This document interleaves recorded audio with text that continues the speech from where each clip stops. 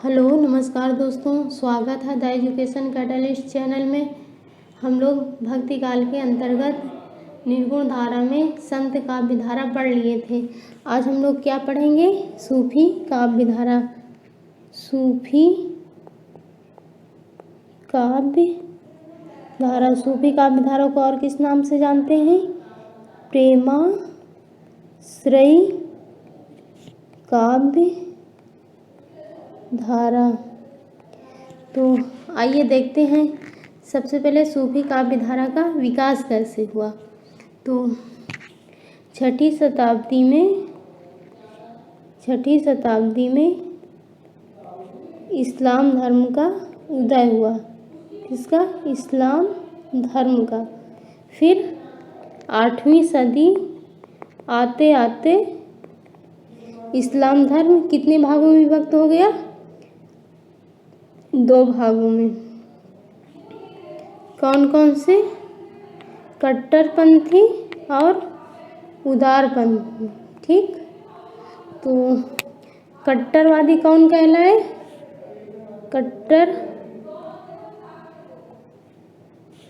कट्टरवादी कौन कहलाए? इसमें पैगंबर साहब के जो 4 शिष्य थे उनके द्वारा कई बातों को मानने वाले क्या कहलाए? कट्टरपंथी कहलाए। और फिर इसके बाद उदारवादी कौन थे? जो ये अपने आप को क्या कहते थे? अल्लाह, स्वयं को ब्रह्म मानते थे। क्या मानते थे? ब्रह्म। इस धर्म को मानने वालों का मत था कि समाज में जो भी प्राणी है सभी में ईश्वर की छवि देखते थे ये दुनिया व अल्लाह को प्रेम से प्राप्त करने वाले थे। किससे? प्रेम से प्राप्त करने वाले थे इस पंथ को मानने वाले।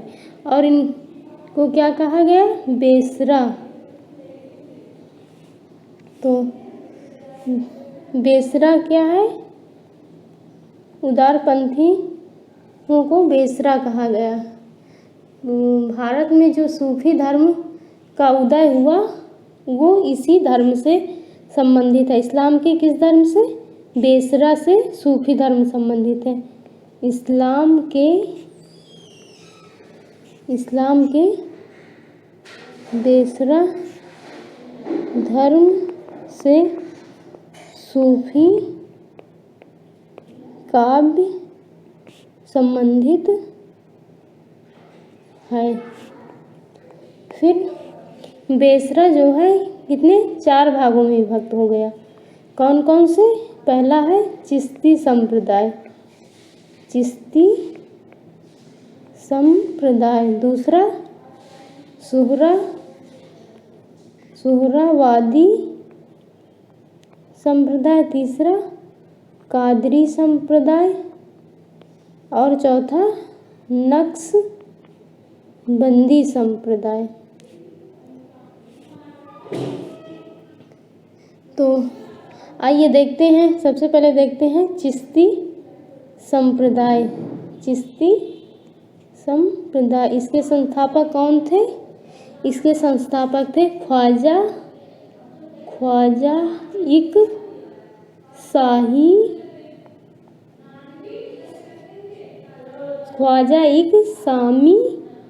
समी थे। और ये कहाँ? ईरान के थे। और भारत में सूफी धर्म के प्रचार प्रसार का श्रेय किसे है? मोइनुद्दीन चिश्ती को। मोइनुद्दीन किसको है? चिश्ती को। और ये मोइनुद्दीन चिश्ती कौन थे? मुइनुद्दीन चिश्ती कौन थे? ये निजामुद्दीन औलिया के गुरु थे। और निजामुद्दीन औलिया किसके गुरु थे? अमीर खुसरो जी के, जिसे आप लोग बहुत अच्छे से जानते होंगे, अमीर खुसरो। और अमीर खुसरो को खड़ी बोली का आदि कवि कहा जाता है और इन्हें अमीर खुसरो को सितार का जन्मदाता भी कहा जाता है। ठीक, इन्होंने अपने पूरे जीवन काल में कितने राजाओं का आरोहण देखा था? 11 राजाओं का। और जब से जानने लगे थे तब कितने राजाओं का देखा? 8 राजाओं का। तो आइए देखते हैं अब चिश्ती संप्रदाय के बाद अब देखते हैं सोहरावादी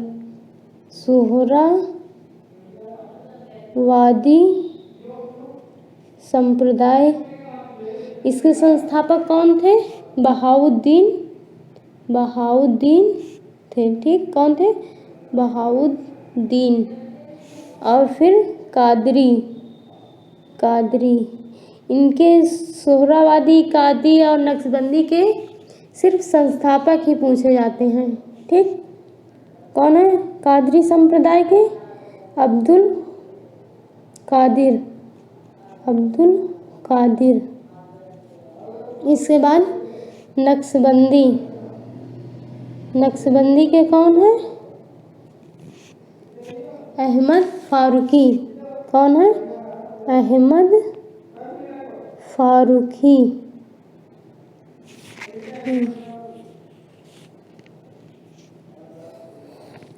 भारत में जो चिश्ती संप्रदाय है उसका पूरा किसको कहा जाता है? नक्शबंदी संप्रदाय को। इसी नक्शबंदी संप्रदाय को भारत में चिश्ती संप्रदाय का पूरा कहा जाता है। तो आइए देखते हैं सूफी काव्य किस शैली में लिखा जाता था? सूफी काव्य कौन सी शैली में लिखा जाता था? मसनवी शैली में। तो आइए अब देखते हैं मसनवी शैली क्या होती है। तो मसनवी शैली जो थी ये अपभ्रंश के कड़वक शैली से प्रभावित थी। किससे प्रभावित थी? अपभ्रंश के कड़वक शैली से प्रभावित थी। और कड़वक क्या होती है? कड़वक क्या होती है? जिसमें दोहा प्लस चौपाई होती है। और अब देखते हैं कि मसनवी शैली होती क्या है। मसनवी शैली क्या होती है? मसनवी शैली होती है, इसमें सबसे पहले ईश्वर की वंदना की जाती है। किसकी? सबसे पहले ईश्वर की वंदना, जिसे क्या कहते हैं? हम्द। फिर इसके बाद क्या होता है? हजरत मोहम्मद साहब जी की स्तुति। हजरत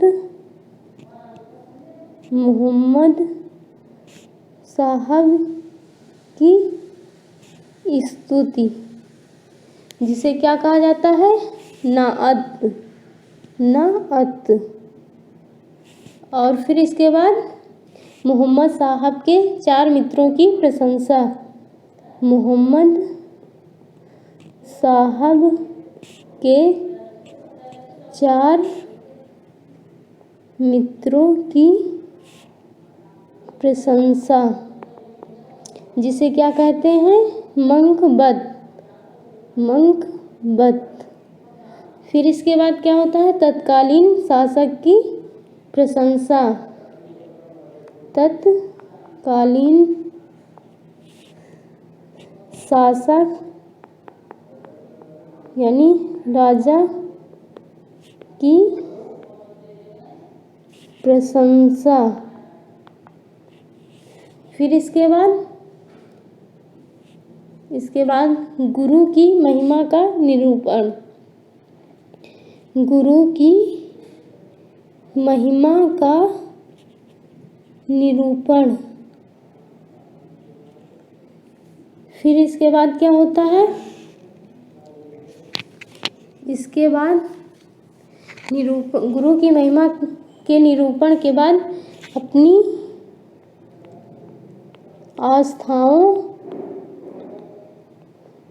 आस्थाओं और धार्मिक विश्वासों की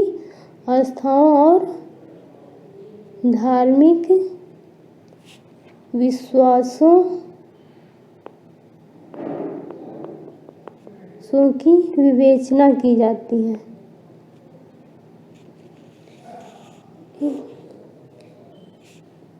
जो सूफी कवि थे, ये लोग परमात्मा को क्या मानते थे? परमात्मा को इन्होंने स्त्री माना और आत्मा को पुरुष माना। जबकि संत कवि क्या थे? इसके विपरीत थे। उन्होंने आत्मा को स्त्री और परमात्मा को पुरुष माना। तो आइए अब देखते हैं कि सूफी जो शब्द है, इस संबंध में विद्वानों के अनेक मतभेद हैं। कुछ विद्वान कहते हैं कि ये सूफ से बना। सूफ मूल शब्द क्या था इसका? सूफ था और अर्थ क्या था इसका? ऊन। और कुछ कहते हैं सफ़। सफ़ का मतलब, इसका क्या मतलब? पंक्ति। कुछ लोग कहते हैं सफ़ा से। सूफी किससे बना? सफ़ा से। सफ़ा का मतलब क्या होता है? पवित्र व निर्मल। और कुछ लोग मानते हैं कि ये सोफिया से बना। सोफिया से, जिसका क्या मतलब होता है? विद्या। फिर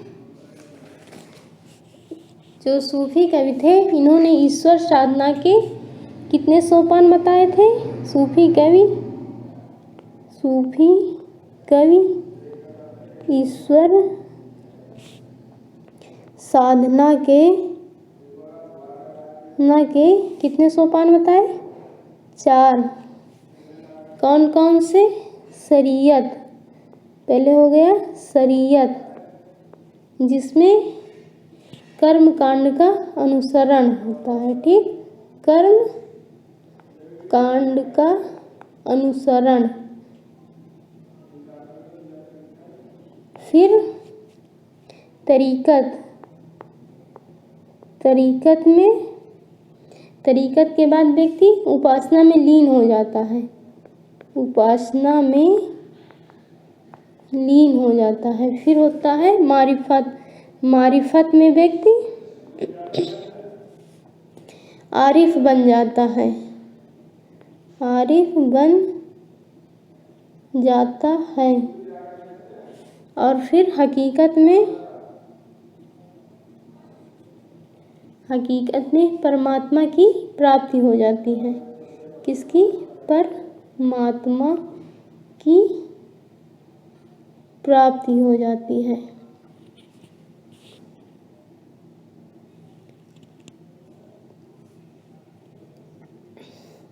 उम्मीद है आप लोगों को वीडियो ये सब सूफी का भी समझ में आ गया होगा। अगर वीडियो अच्छा लगा हो तो लाइक, शेयर, सब्सक्राइब अवश्य करें। और हम लोग आगे जो इनकी रचनाएं हैं उसको अगले वीडियो में देखेंगे। धन्यवाद।